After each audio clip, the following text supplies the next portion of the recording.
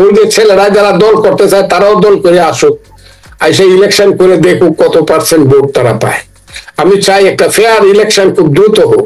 আসো গণতন্ত্রের পথে, আসো মুক্তিযুদ্ধের পথে, আসো ধর্মনিরপেক্ষতা ও সাম্প্রদায়িকতার পথে, আসো সে হিন্দু নয় ওরা মুসলিম, জিজ্ঞাসে কোন জন, কান্ডারে বলো ডুবিছে মানব সন্তান আবার মার। সেই সন্তান, সেই শক্তি যদি কোনোদিন আসে, আসবে ইনশাল্লাহ, উত্তর পাবেন। তবে বাংলাদেশের রাজনৈতিক দল একটা হওয়া উচিত এবং হবে। সেই দলটা হবে ভালো মানুষের, সৎ মানুষের, মুক্তিযুদ্ধের পক্ষের মানুষের। সেই যে ছেলেরা 3টা জেনারেশন কিন্তু বৈষম্য বিরোধী ছাত্র আন্দোলন ধ্বংস করতেছে। বৈষম্য বিরোধী ছাত্র আন্দোলন, ছাত্রদের 3টা জেনারেশনকে, আমাদের 3টা জেনারেশন তারা ধ্বংস করতেছে শুধু সমন্বয় হইয়া লোভ এবং লাভের কারণে। এখন তারা সবাই অর্থবিত্তের পেছনে ছুটছে, প্রত্যেকেই, আমার কাছে প্রমাণ আছে অর্থবিত্তের। এর বাইরে যদি কেউ থেকে থাকে, সৎ, সাহসী, দেশপ্রেমী, ত্যাগী, এরকম একটা ফোর্স এদেশে গড়ে উঠবে, বেকোয়াম থাকবে না, গড়ে উঠবে। সেই ফোর্সটা যদি সময় এবং সুযোগের সদ্ব্যবহার করতে পারে, তারা এই দেশ পরিচালনা করতে পারবে। কাজে এটা বেকোয়াম থাকবে না। আপনি বলতেছেন যে শেখ হাসিনা না আসলে বেকোয়াম হবে না। শেখ হাসিনা নিজে আইসার দাঁড়ানোর মতো অবস্থা বাংলাদেশে নাই। কারণ যত কথাই বলে, আমি একদম সমস্ত ইতিহাস বলতে পারবো। সেই ইতিহাসের প্রেক্ষাপটে আমি বলতে চাই, অনেকে কষ্ট পাবে, বলতে চাই আওয়ামী লীগের যে পার্টি, যারা ক্ষমতায় ছিল, যাদের চেহারাগুলো মানুষ দেখছে, তারা খুব দ্রুততম সময়ে আর মানুষের সামনে এসে দাঁড়াইতে পারবে না। এই পরিবেশটা বাংলাদেশে নাই। মুক্তিযুদ্ধের পক্ষে একটা রাজনৈতিক শক্তি ভালোভাবে গড়ে উঠবে যদি সে তার সন্তানেরা থাকে। সেই সন্তান যদি কোনোদিন আসে, এবং খুব দ্রুত আসবে, বেকোয়াম থাকবে না, খুব দ্রুত আসবে।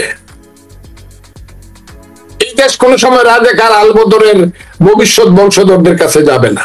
আমি আপনাকে এই কথাটা বলি কারণ বাংলাদেশের যে বাংলাদেশ তো আর আফগানিস্তান না। এখানে মানুষ গেউ খায় না, রুটিও খায় না। এখানের মানুষ, এটা আফগানিস্তান হবে না, তালেবানের দেশ হবে না, এইটা মধ্যপ্রাচ্য হবে না। মধ্যপ্রাচ্যের দেশগুলোর মতো এককেন্দ্রিক যে দেশ, এগুলো হবে না এখানে। বাংলাদেশ হলো 1000 বছরের সেই বাংলা, পদ্মা, মেঘনা, যমুনার সেই পানি, সেই পাহাড়, সেই নদী, সেই সমতল ভূমি, সেই দেশ, সেই সুজলা সুফলা শস্য শ্যামলা বাংলাদেশ। এইখানে গণতন্ত্র থাকবে, মানুষের অধিকার থাকবে, সমস্ত মানুষ মিলেমিশে ধর্ম পালন করবে। মুসলমান তার মসজিদে যাবে, হিন্দু তার মন্দিরে যাবে, কেউ যাত্রা গান করবে, কেউ নাটক করবে, কেউ বাউল গান করবে, কেউ ওয়াজপোর্ট মাহফিল করবে, হ্যাঁ, কেউ সিনেমা করবে, কেউ কবিতা লিখবে। এই বিভিন্ন শ্রেণীর যে একটা সম্মিলন, হিন্দু, মুসলমান, বৌদ্ধ, খ্রিস্টান, যাত্রা, নাটক, গান, বাউল, ওয়াজ মাহফিল, সংকীর্তন, দুর্গা পূজা, এর যে বাংলাদেশ, এইটাই বাংলাদেশ। এর বাইরে বাংলাদেশ যাবে না। অনেকেই চেষ্টা করে দেখতে পারে, কারণ হলো শেখ হাসিনার 15 বছরের কুশাসন। মানুষ তার প্রতি, তাদের শাসনের প্রতি এত বেশি বিরক্ত ছিল, আপনি দূর থেকে বুঝতে পারবেন না আপু। এত বিরক্ত ছিল, মানুষ মনে করছিল শেখ হাসিনা যা আজরাইল আসুক। এই সুযোগটা কিন্তু স্বাধীনতা বিরোধীরা নিয়েছে। নিজামী বা মুজাহিদ, সেটা আমাদের দুর্বলতার কারণেই হয়েছে।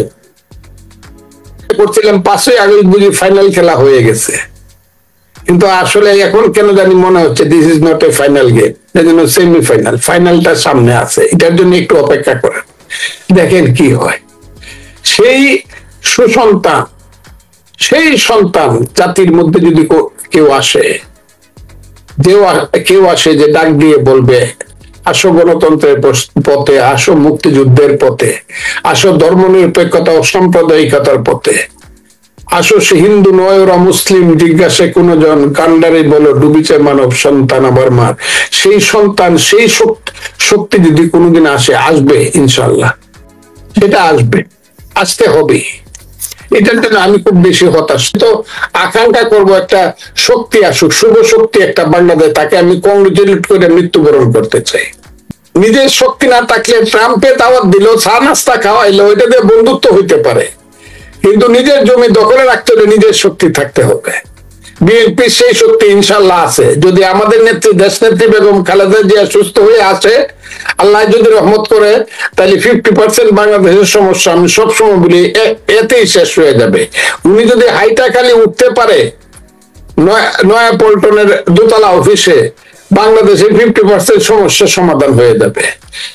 এবং আমার ধারণা উনি সুস্থ হয়ে আসতে পারবেন। যত চক্রান্তই হোক আমাদের এই দেশ সঠিক পথে যাবে। আমি মনে করি বিএনপির নাস্তা খাওয়ানো তো সবাই খাওয়াবে। দেখেন না, কুয়েতের আমিরে পাঠায় দিছে, অ্যাম্বুলেন্স পাঠায়, আরো পাঠাবে, আমেরিকার প্রেসিডেন্টও পাঠাবে। কিন্তু ওই শক্তির উপরে আমাদের শক্তি নির্ভর করে না।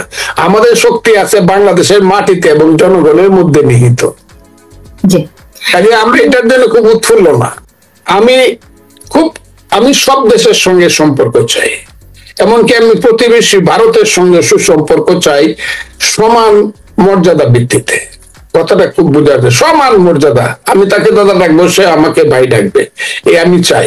আর পাকিস্তানের সঙ্গে ততদিন সম্পর্ক করা ঠিক হবে না যতদিন পাকিস্তান হাত জোর করে ৭১-এর অপরাধের জন্য ক্ষমা প্রার্থী না হবে বাঙালিদের কাছে। এরা চাইনি, জামাতকেও চাইতে হবে। জামাতকে যদি দাঁড়াতে হয়, যত সুন্দর সুন্দর কথাই বলুক, তারা তো বুঝে নাই প্রেক্ষাপটটা কি।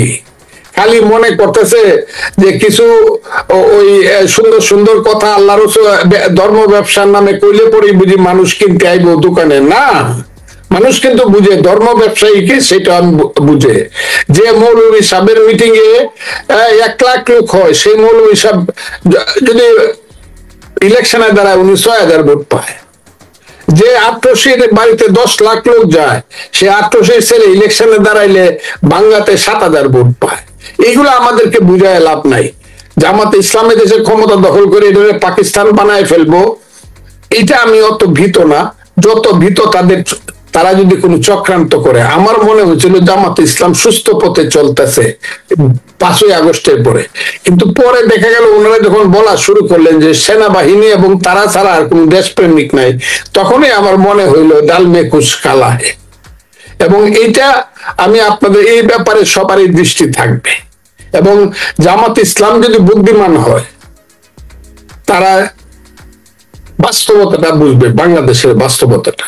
হ্যাঁ, তাদেরকে যদি মানুষ চায়, তারা যদি মেজরিটি হতে পারে, ইসলামিক রাষ্ট্র করবে, আল্লাহর আইন করবে, করুক। কিন্তু এটা জনগণের কাছে তাদের গিয়ে ভোট চায় বলতে হবে যে আমাদেরকে ভোট দেন। জনগণ যদি বেশি ভোট তাদেরকে দেয়, বেশি পার্লামেন্ট মেম্বার দেয়, তখনই তারা তাদের কথা বলতে পারবে। চক্রান্ত করে কোনো কিছুই হয় না। আমার ধারণা জামাতে সেই ম্যাচুরিটি আসবে এবং তারা জনগণের মুখাপেক্ষী হয়ে তাদের আদর্শের জন্য জনগণের কাছে প্রার্থী হবে। এটাই হলো আমার কথা। শেষ কথাটা হইলো, এই দেশের সব মানুষকে ইউনূস সাহেব ডাকুক, সমস্ত রাজনৈতিক দলকে ডাইকে একটা নির্বাচনের ডেট করুক, জনগণের প্রতিনিধির হাতে ক্ষমতা হস্তান্তর করুক।